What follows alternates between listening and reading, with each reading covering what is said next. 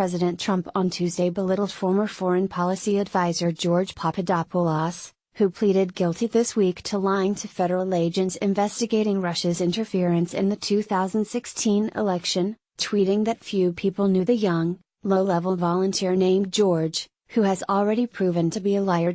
But interviews and documents show that Papadopoulos was in regular contact with the Trump campaign's most senior officials and held himself out as a Trump surrogate as he traveled the world to meet with foreign officials and reporters. Papadopoulos sat at the elbow of one of Trump's top campaign advisors, then Senator Jeff Sessions, during a dinner for campaign advisors weeks before the Republican National Convention, according to an individual who attended the meeting. He met in London in September 2016 with a mid-level representative of the British Foreign Office, where he said he had contacts at the senior level of the Russian government. And he conferred at one point with the foreign minister of Greece at a meeting in New York.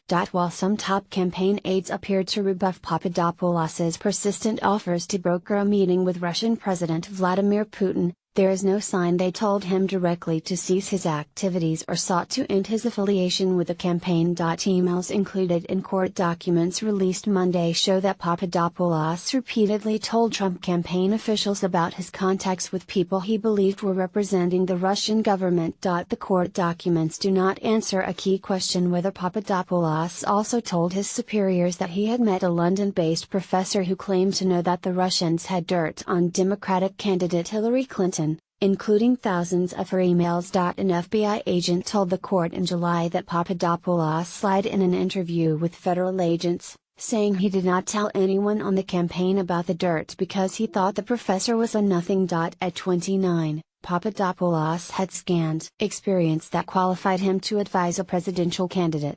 He had entered the Trump campaign after a 6-week stint working for the campaign of Trump's rival for the Republican nomination, neurosurgeon Ben Carson. Carson's campaign manager, Barry Bennett, recalled that Papadopoulos was hired after sending him an unsolicited message via LinkedIn seeking a job. At the time, Carson's campaign was desperate to show it had policy experts advising his campaign, given that most leading Republican foreign policy thinkers had been snapped up by other candidates.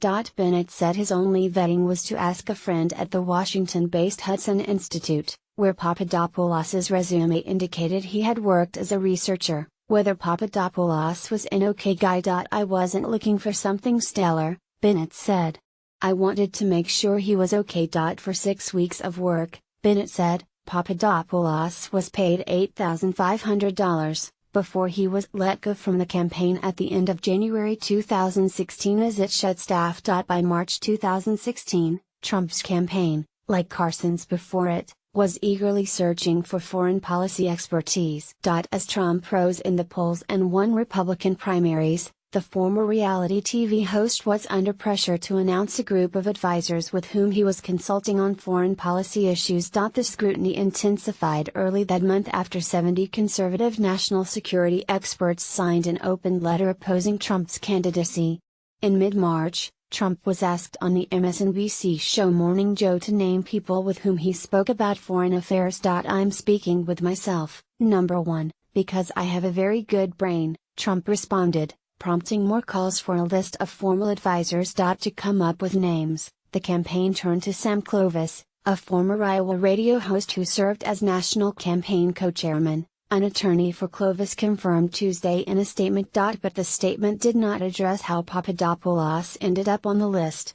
Bennett said he was not consulted and would not have recommended his former employee if he had been asked because he found him unimpressive. On March 21, Trump included Papadopoulos among 5 men he announced were advising him on matters of national security in a meeting with the Washington Post editorial board.